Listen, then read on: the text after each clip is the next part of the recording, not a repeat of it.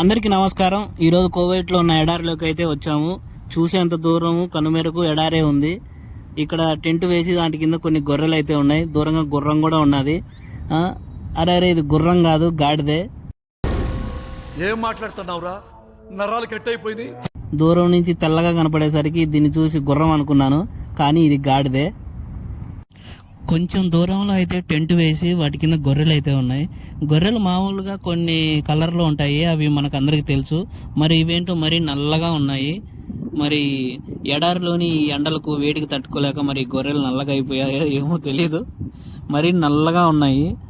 ఒక్కొక్కసారి నేను దూరంగా చూసి ఏమైనా ఎలుగుబంట అని అనుకున్నాను. ఎలుగుబంట అయితే కాదు, కొన్ని ఎర్రటి ఎండలోనే పనుకున్నాయి. పాపం వీటికి జలుబు చేసిందో ఏమో, ముక్కులో నుంచి చీమిడి కూడా కారుతుంది. ఎందుకని మీరు ఇలా ఎర్రటి ఎండలో ఉన్నారు? పాండి మీకంటూ ఒక టెంట్ వేసి నీడ ఏర్పరిచారు కదా, నీడలో ఉండండి. ఎందుకని మీరు ఇలాంటి ఎర్రటి ఎండలో ఉన్నారు?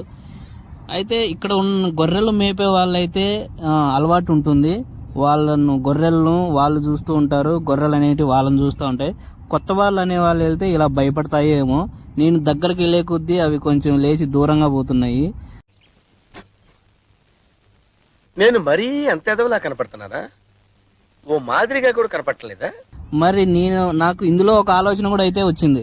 ఏంటబ్బా ఇంతగా వేడిలో ఇంత ఇసుకలో పడుకున్నాయి అవి, మరి వాటికి ఒళ్ళు కాలేదా అనే డౌట్ అయితే నాకు వచ్చింది. మీకు కూడా వచ్చింది కదా? అరే ఇక్కడ కొంచెం తెల్ల గొర్రె కూడా ఒకటి అయితే కనపడింది. వాటికి చర్మం అనేది ఎందుకు కాలదు, ఒళ్ళు అనేది ఎందుకు కాలదంటే ఒళ్ళంతా బొచ్చే. ఒక సుమారుగా దానికి ఒక ఎలుగుబంటుకున్నట్టు బొచ్చు అంతా దానికి ఉంటుంది. చూసారా దాంట్లో మీద బొచ్చు అనేది ఎలా ఉందో? వీటిలో తెల్ల గొర్రెలు ఉన్నాయి, పుల్లగా ఉండే గొర్రెలు ఉన్నాయి, కొంచెం ఆరెంజ్ కలర్లో కూడా ఉన్నాయి. ఇదేదో కొంచెం ఎలుగుబంటు లాగా అనుకున్నాను దీన్ని చూసి. ఇది కూడా గొర్రె, ఏదో కిందికి పైకి మరీ చూస్తుంది. చూసారా గొర్రెలు ఇలా ఉంటాయి. నేనైతే ఒంటెలు కూడా ఉంటాయేమో అని వచ్చాను, కానీ ఇక్కడ ఒంటెలు అయితే లేవు, కానీ గొర్రెలు ఎక్కువగా ఉన్నాయి. వాటికి కాపలాగా 2 గాడిదలు అయితే చూసాం, మనం స్టార్టింగ్లో చూసాము. వాటికి నీళ్లు తాగడానికి ఒక డ్రమ్మును 2గా నిలువుగా చీల్చి చూసారా నీళ్లు ఎలా పట్టారో. వాటికి దాహం వేస్తే తాగడానికి. పక్కనే నీళ్ళ ట్యాంక్ కూడా ఉంది. నీళ్ళ ట్యాంక్ దగ్గరికి అయితే వెళ్దాం. వాటి పక్కన అయితే 2 గాడిదలు ఉన్నాయి. ఈ ఎడారిలోని ఇసుక చూసారా, మన ఇంట్లో గోధుమ పిండి ఉంటుంది చూసారా, అంత నున్నగా అయితే ఉంది ఈ ఇసుక. ప్రశాంతమైన ఏరియా. మరి ఈ గుడారాల కింద కూడా కొన్ని సపరేట్గా కంచేసి మరీ పెట్టారు. ఈ తల్లి బిడ్డలేమో. ఇక్కడ కోడిపుంజు ఉంది, పావురాలు ఉన్నాయి, పిచ్చుకలు ఉన్నాయి, ఇంకా కోళ్ళు కూడా లాస్ట్లో కొంచెం అయితే కోళ్ళు పిచ్చుకలు అన్నీ అన్యోన్యంగా ఈ టెంట్ కిందనే ఉన్నాయి. నీళ్ళ ట్యాంక్ దగ్గరకు అయితే వచ్చాము. ఇదైతే ఇనుపది కాదు, ప్లాస్టిక్. చుట్టూ దానిపైకి ఎక్కకుండా చుట్టూ కంచేశారు. ఈ పైప్ ద్వారా వచ్చిన ట్యాంకును ఈ ట్యాంక్ను ఫిల్ చేస్తారేమో. వాటిపైకి ఎక్కకుండా చుట్టూ కంచె అయితే వేశారు. మరి బయట తిరగే గొర్రెలు తాగడానికి ఇలా కూడా బయట 2 తొట్లు అయితే ఉన్నాయి, అవి తాగుతాయి.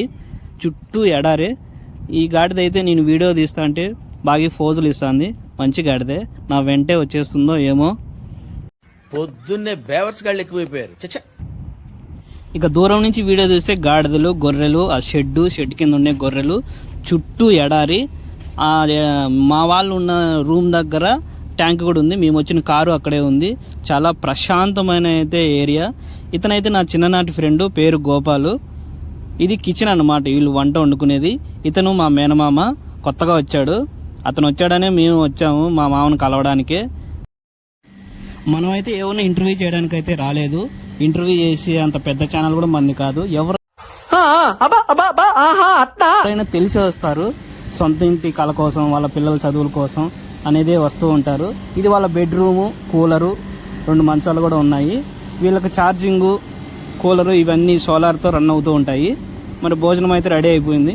మా మామ నా కోసం చేసేసాడు.